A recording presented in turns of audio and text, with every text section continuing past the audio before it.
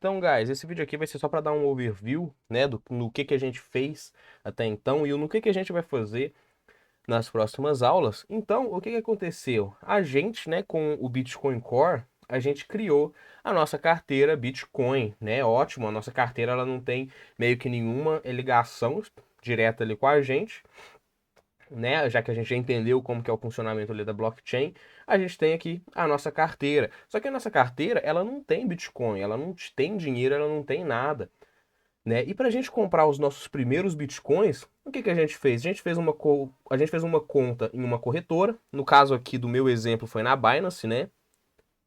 E depois que a gente fez essa conta na corretora, a gente comprou os nossos primeiros Bitcoins, né? Compramos ali uma pequena quantia de Bitcoin.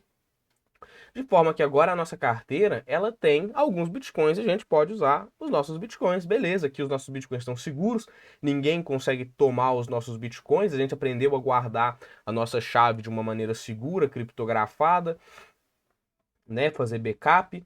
Só que o que acontece? A gente entendeu que analisando justamente a blockchain, a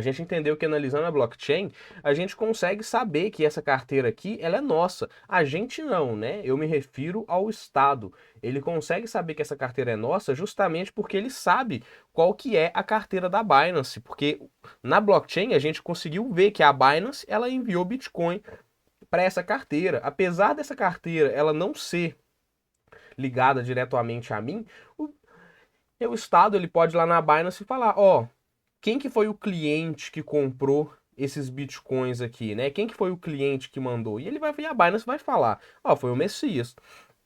O Messias ele fez isso.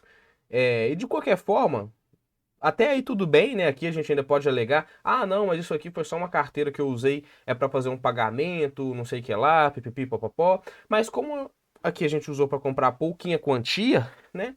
Não tem por que a gente se preocupar com isso.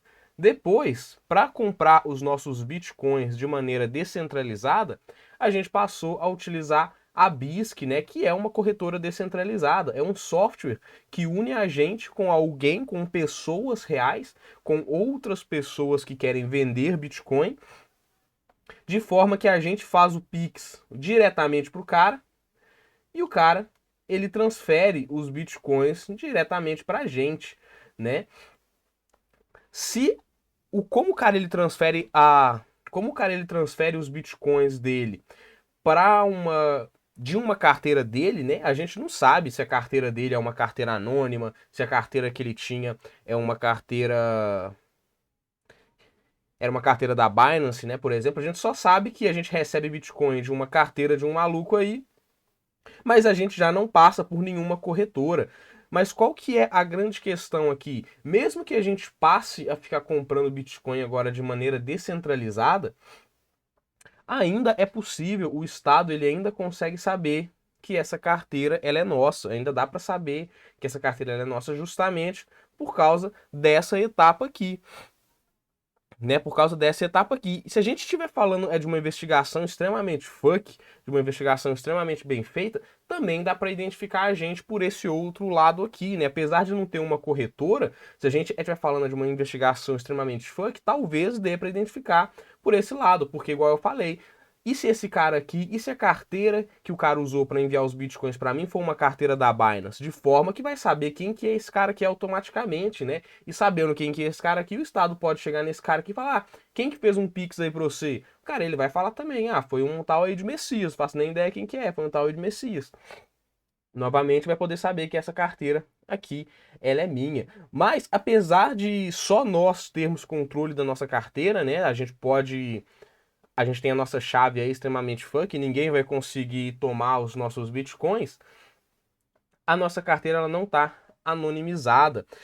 E existem formas da gente anonimizar essa transação. Existem formas, na verdade, da gente anonimizar a nossa carteira, né? Porque, claro, a gente poderia anonimizar as transações. Só que anonimizar as transações não é interessante. Porque anonimizar as transações, vocês viram que as transações de Bitcoin geralmente já costumam demorar um pouco, e quando a gente anonimiza elas, elas demoram ainda mais. Então, ao invés da gente anonimizar a transação de Bitcoin, a gente pode anonimizar uma carteira. A gente cria uma carteira anônima, de forma que a gente pode fazer os pagamentos normalmente utilizando aquela carteira, porque aquela carteira ela não vai ter nenhuma ligação com a gente. E para isso a gente vai utilizar um mixer Bitcoin, né? Um mixer Bitcoin nada mais é do que uma outra carteira Bitcoin. É uma outra carteira Bitcoin que a gente vai fazer o pagamento para ela. A gente vai fazer um pagamento, uma transação para ela, e a gente vai configurar ele para fazer um pagamento para a gente para uma outra carteira. Carteira anônima. A gente cria uma outra carteira, né? A gente viu aqui com o Bitcoin Core a gente pode criar um monte de carteira e ele vai fazer esse pagamento. E até aqui você pode pensar, ah, Messias, mas ainda assim é muito fácil, né? Porque isso aqui vai ser só uma questão de tempo. É só você ver que a sua carteira ela enviou para um mixer e é só ver para quem que esse mixer ele enviou. Mas é aqui que entra a ideia do mixer, né? O mixer, a gente tem que usar um mixer bom, porque os mixers bons não é só a gente que vai usar eles, né? Os mixers bons, várias pessoas vão usar eles, de forma que na blockchain você vai ver não só a minha transação indo para esse mixer, mas você vai ver a transação de um monte de maluco enviando Bitcoin para o mixer. E novamente, o que vai sair não vai sair só para minha carteira, vai sair para mais um monte de carteiras. A gente vai pôr aqui, ó. Vai sair para mais um monte de carteiras totalmente que você não pode saber, que você não consegue saber qual dessas pessoas enviou Bitcoin para qual carteira, né? Essa que é a ideia do Mixer, porque aqui, ó, apesar de eu estar enviando para o Mixer e o Mixer enviando para minha carteira anônima, vai ter mais um monte de maluco fazendo transações para o Mixer, de forma que vai entrar um monte de transações no Mixer, nessa carteira Mixer, e vai sair um monte de transações dessa carteira Mixer, de forma que você não consegue depois fazer o processo reverso, que é saber de onde que saiu essas transações. Claro que a gente está falando aqui que é sempre bom utilizar um mixer confiável, né? Porque da mesma forma que o governo, que o Estado pode ir até a Binance e coagir eles a dizer informação, quem que é quem aqui, o governo ele pode tentar identificar esse mixer, apesar de não ser um processo tão simples, porque normalmente não é uma empresa, e pode tentar coagir, né? Mas aí vai de usar os bons mixers, que são os mixers que não vão utilizar logs, que vão apagar os logs, que não vão ficar com essas informações aqui, né? Mas então é essa que vai ser a ideia. Por quê? Porque depois que a nossa carteira que ela passa a ser, a gente passa a ter uma carteira que não tem ligação nenhuma com a gente agora passa a ter uma carteira anônima. É uma carteira que não vai ter nenhum tipo de ligação com a gente. E quando a gente for fazer um pagamento, vamos supor que eu quero comprar, né, é uma VPN, comprar um proxy, comprar um número temporário que aceite o pagamento através de Bitcoin, eu posso fazer esse pagamento normalmente através da rede Tor e utilizando a minha carteira anônima. Quando eu for fazer o pagamento, vamos supor,